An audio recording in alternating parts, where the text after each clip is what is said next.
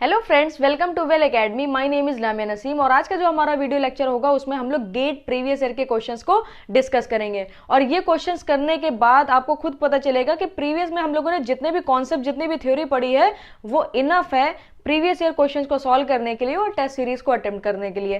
पहला क्वेश्चन मैं आपके सामने रख रही हूँ, उसको देखिएगा। Kinematic viscosity of air at 20 degree centigrade is given to be 1.6 into 10 to the power minus 5 meter square per second. Its kinematic viscosity at 70 degree centigrade will be varying approximately. Okay, first question आपने देख लिया। देखिए, I don't know मैंने आपको kinetic theory of gases बताया कि नहीं बताया, बट विस्कोसिटी में आप याद रखिएगा, according to kinetic theory of gases जो हमारी डायनेमिक विस्कोसिटी होती है वो डायरेक्टली प्रोपोर्शनल होती है T टू द पावर 1/2 और जो काइनेमेटिक विस्कोसिटी है वो डायरेक्टली प्रोपोर्शनल होती है T टू द पावर 3/2। ये आपको ध्यान रखना है, इसको काइनेटिक थ्योरी ऑफ गैसेस से प्रूफ करा जाता है। ओके, हमें सिर्फ इसकी जरूरत है तो हमने ये लिख लिया। अब फर्स्ट क्वेश्चन में क्या बोल रहा है? बोल रहा है काइनेमेटिक विस्कोसिटी यानी म्यू आपको दे रहा है, म्यू 1 कितना दे रहा है? 1.6 into 10 to the power -5 metre square पर second at 20 degree centigrade. 20 degree centigrade पे दे रहा है, यस। उसके बाद बोल रहा है कि आप काइनेमेटिक विस्कोसिटी बताओ, म्यू2 बताओ एट 70 डिग्री सेंटीग्रेड। तो यहां पर आप क्या कर सकते हो, मैंने आपको काइनेटिक थ्योरी ऑफ गैसेस से ये लिखवाया, तो यहां पर आप क्या कर सकते हो, mu one upon mu two is equal to T1 upon T2 the power 3/2। इससे एक इक्वेशन बन जाएगी। यहाँ पे काइनेमेटिक विस्कोसिटी की बात हो रही थी, इसलिए हमने सेकंड इक्वेशन को यूज करा, सेकंड एक्सप्रेशन को यूज करा। तो यहाँ पे हमें म्यू2 चाहिए, म्यू1 कितना है? 1.6 into 10 to the power -5 upon mu two is equal to T1 upon T2 कितना हो जाएगा? देखिए 20, इसका मतलब है 273 प्लस 20, इसको केल्विन में चेंज कर लीजिए, 273 प्लस 70 टू द पावर 3/2। 3/2 का मतलब क्या है? 1.5 इसकी पावर है। तो यहां से अगर आप म्यू2 की वैल्यू फाइंड करोगे तो कितनी आ जाएगी? देखिए 2.6, ये हो जाएगा 2.02 इंटू 10 टू द पावर -5। तो 2.02 into 10 to the power -5 metre square पर सेकेंड आपका आ जाएगा फाइनल आंसर। अब जरा ऑप्शन चेक करिए। पहला ऑप्शन दिया है आपको 2.2, दूसरा ऑप्शन दिया 1.6, तीसरा ऑप्शन है हमारा 1.2 एंड चौथा ऑप्शन है 3.2। तो इन चारों ऑप्शन में जो सबसे करीब है वो ऑप्शन ए है, तो ये हमारा आंसर हो जाएगा। ओके, ये एक सबसे सिंपलेस्ट मेथड है इस पर्टिकुलर क्वेश्चन को सॉल्व करने के लिए, अदरवाइज ये बहुत ही लेंदी क्वेश्चन हो जाते हैं, बहुत लेंदी मेथड से सॉल्व करना पड़ता है। तो आप ऐसे आंसर निकाल लो और जो सबसे करीबी वैल्यू हो इसकी वो आप टिक करके आओ, और कभी भी गलत नहीं होगा सवाल हमेशा सही होने वाला है। ओके, एक और क्वेश्चन देखिएगा। इसके साथ ही साथ हमारा मैकेनिकल का गेट का कोर्स पूरा लॉन्च हो चुका है। अगर आप एनरोल करना चाहते हो तो डिस्क्रिप्शन बॉक्स में आपको डिटेल मिल जाएगी। बोल रहा है a cubic block of side L and mass capital M is dragged over a oil film across table by a string connected to a hanging block of mass small m as shown in the figure, जो आप देख सकते हो। The Newtonian oil film of thickness h has dynamic viscosity mu and the flow condition is laminar. The acceleration due to gravity is g. The steady state velocity v of the block is. Okay, second question है ये हमारा, ध्यान से देखिएगा, बहुत interesting question है। आपको एक इस तरीके का अरेंजमेंट दिया है, एक ब्लॉक दिया है आपको जिसका मास m है, ये इस तरीके से स्ट्रिंग से कनेक्टेड है। यहाँ पर उन्होंने एक पुली लगा के इसको इस तरीके से यहाँ पर एक अनदर मास हैंग करा दिया है। ओके, ये हमारा क्या है? स्मॉल m है। यहाँ पर क्या भरा हुआ है? फ्लूइड भरा हुआ है जिसकी थिकनेस हमें कितनी दे रहा है? h दे रहा है। डायनेमिक विस्कोसिटी बोल रहा है v है, बोल रहा है वेलोसिटी बताओ। तो वेलोसिटी कैसे बताएंगे? हम लोगों ने लीनियर प्रोफाइल पढ़ी थी, क्या था? F/a is equal to mu v/h, यही पढ़ा था। मगर अभी हमें f नहीं पता है। f कैसे निकालेंगे? देखिए ये जो स्ट्रिंग है इस पे अगर आप यहां से इसको कट कर दो तो यहाँ पे एक टेंशन t आएगा, और यहाँ पे कट कर दो तो यहाँ पर आपको एक टेंशन t मिलेगा। तो यहाँ से अगर आप देखो तो इस ब्लॉक का वेट डाउनवर्ड डायरेक्शन में लगेगा, कितना? m इंटू जी। तो t की वैल्यू कितनी हो जाएगी? अगर इस पर्टिकुलर हिस्से में अगर आप इक्विलिब्रियम कंडीशन लगाओगे तो t मिल जाएगा आपका m इंटू जी। तो अगर आप इस पूरे कंडीशन को देखो तो यहाँ पर t टेंशन से इस ब्लॉक को मूवमेंट मिलेगा, तो जो शेयर फोर्स होगा वो क्या होगा? वो यही हो जाएगा T। तो T आपको कितना मिल गया? mg मिल गया। तो यहाँ पर आपको F की वैल्यू पता चल गई m इंटू जी।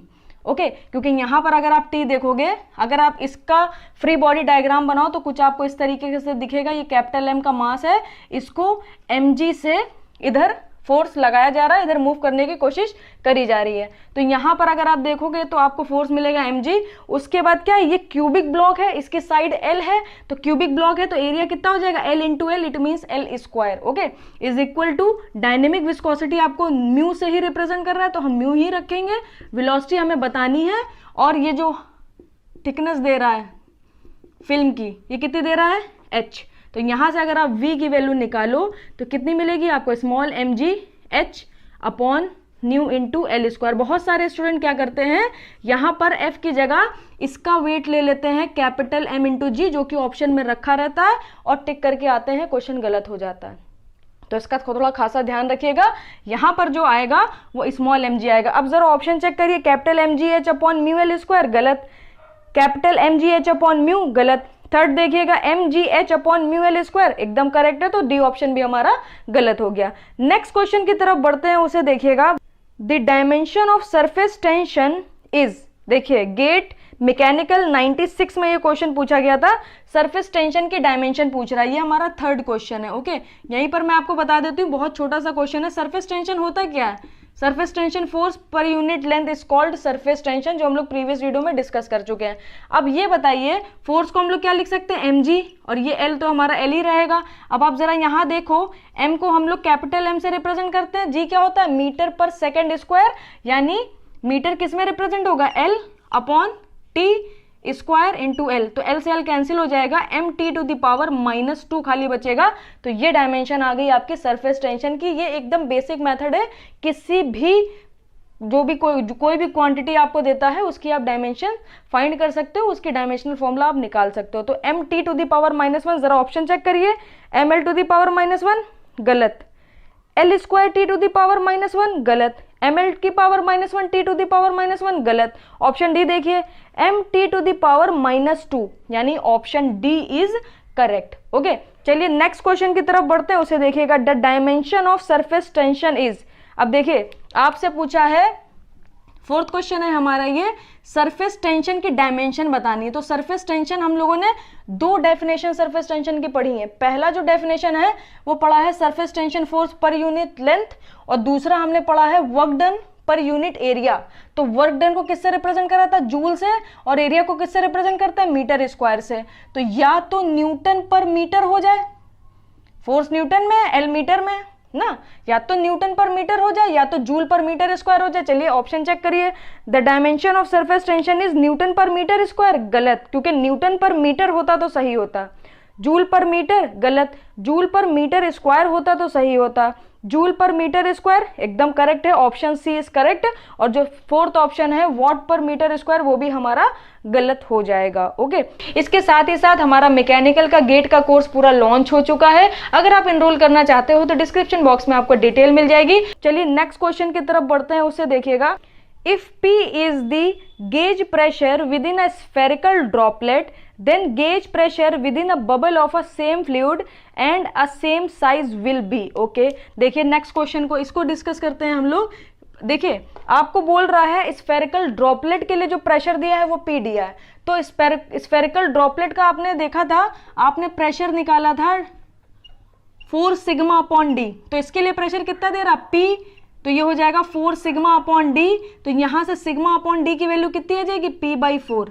अब बोल रहा है इसको स्फेरिकल बबल में चेंज कर दें तो प्रेशर कितना होगा। देखिए स्फेरिकल बबल के लिए आपने क्या फॉर्मूला पढ़ा, 8 सिग्मा अपॉन डी। ओके, तो आप 8 तो ऐसे ही रखो, सिग्मा बाई डी की जगह क्या रख सकते हो आप, P/4। तो यहां से आप स्फेरिकल बबल के लिए अगर निकालोगे तो 4 2 से कैंसिल हो जाएगा और बच जाएगा 2P। अब जरा ऑप्शन चेक करिए, फर्स्ट ऑप्शन में दे रहा है P/4 रॉन्ग, सेकंड ऑप्शन में दे रहा है P/2 रॉन्ग, थर्ड ऑप्शन में दे रहा है P रॉन्ग, फोर्थ ऑप्शन हमारा करेक्ट होगा क्योंकि उसमें दिया हुआ है 2P।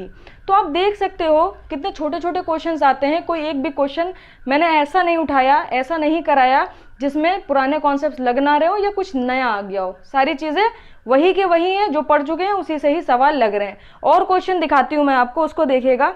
बोल रहा है a lightly loaded full journal bearing has journal diameter of 50 mm bush bore is 50.5 mm and bush length is 20 mm. If rotational speed of journal is 1200 rpm and average viscosity of liquid lubricant is 0.3 pascal second. Pascal second से हमें पता चल रहा है कि ये dynamic viscosity की बात कर रहा है.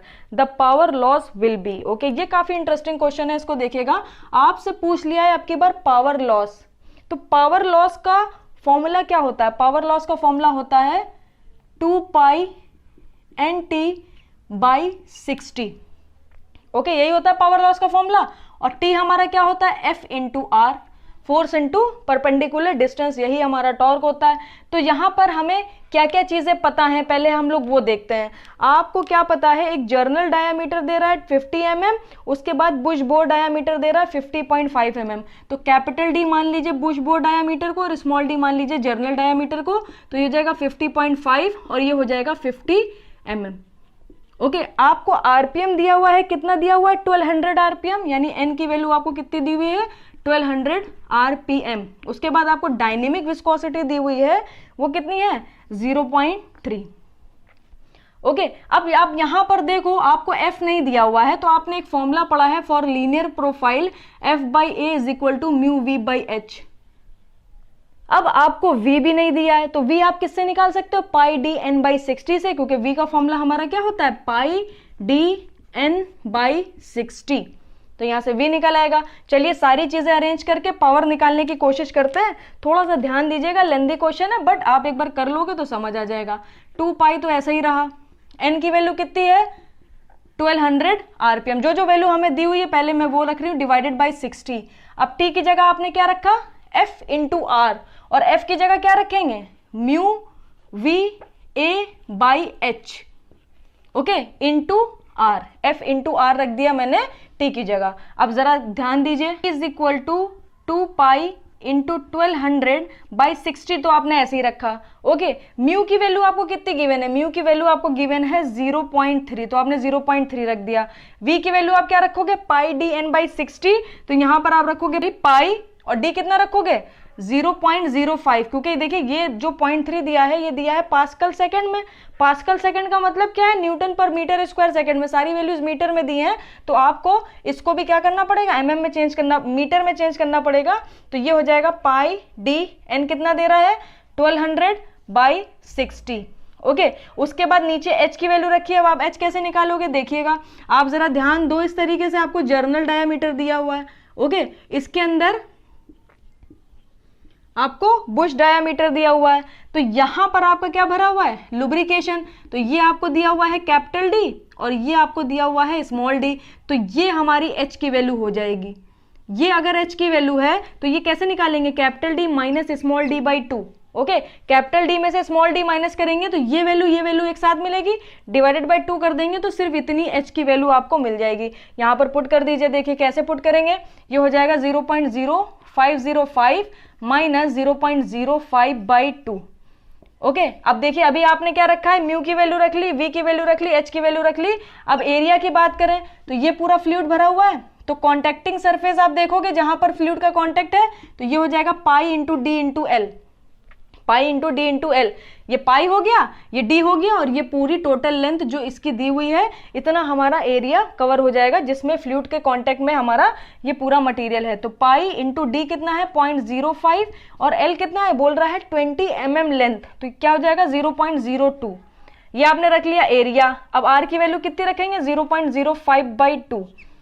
रेडियस है ना, डायमीटर आपको गिवन है, तो 50 बाई 2 करोगे, बट 50 को मीटर में चेंज करना है, तो 0.05 बाई 2. अब यहाँ से लंबी सी कैलकुलेशन है, मैं आपको पूरी कैलकुलेशन करके फाइनल आंसर बताती हूँ. तो आपको फाइनली मिल जाएगा 37.2 वॉट.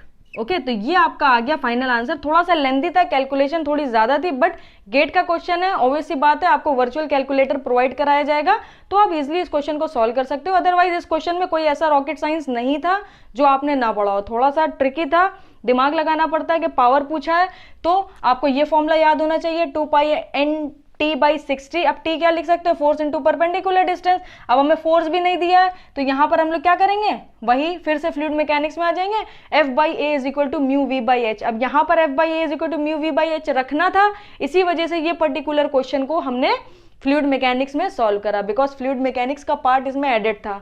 अदरवाइज इसमें कई सारी चीजें मिक्स थी, कई सारे सब्जेक्ट मिक्स थे, थ्योरी ऑफ मशीन मिक्स था, फ्लूइड मैकेनिक्स मिक्स था। ओके, तो ये सारी चीजें आपको पता होनी चाहिए। आई होप आपको ये जितने भी क्वेश्चंस मैंने कराए समझ आए होंगे। अगर कोई भी प्रॉब्लम लगी हो तो प्लीज आप कमेंट जरूर करिएगा, पूछिएगा, डाउट्स क्लियर करिएगा अपने।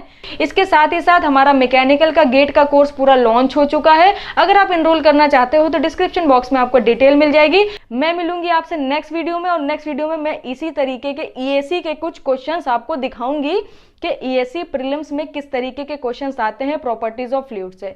Thank you so much. Video को शेयर करिएगा, लाइक करिएगा, सब्सक्राइब करिएगा। Thank you.